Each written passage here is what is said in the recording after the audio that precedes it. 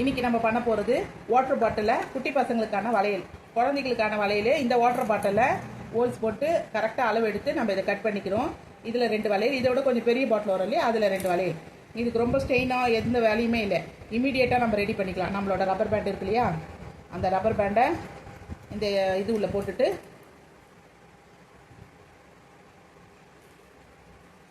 இது உள்ள வச்சுக்கலாம்.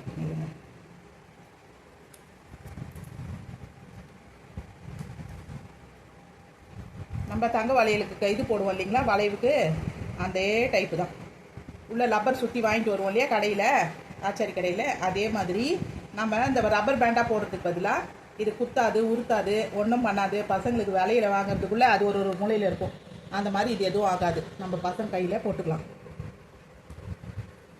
என்ன கலர் வேணுமோ அந்த ட்ரெஸ்ஸுக்கு மேட்சாக கலர் மேட்ச் பண்ணிக்கலாம். நம்ம ரப்பர் பேண்டை எடுத்து வீட்டில் இருக்க ரப்பர் பேண்டை வச்சு நம்ம அழகாக பண்ணலாம்.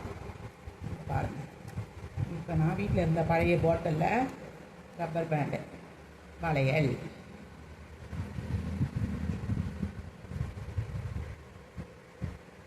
இது பாருங்கள், 2 வளையல். இதே மாதிரி இதில் பிங்க்கில் பண்ணுவோம் குட்டீஸ்க்கு. ஏன்னா பிங்க் கலர் தானே ரொம்ப பிடிக்கும் எல்லாருக்கும், அதனால் பிங்க்கில் வளையல்.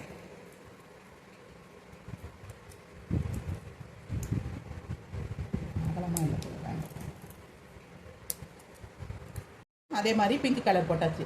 இந்த மாதிரி பிங்க் கலர் மாதிரி எல்லா கலருமே நம்ம அரேஞ்ச் பண்ணிக்கலாம்.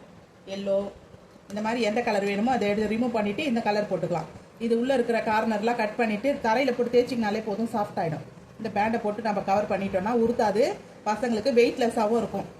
நிறைய வளையல் வாங்கி வேஸ்ட்டு பண்ணுறத விட இந்த மாதிரி 2 செஞ்சு வச்சுக்கிட்டோம்னா கலர்ஸ் மாற்றி மாற்றி நம்ம யூஸ் பண்ணிக்கலாம். தேங்க்யூ.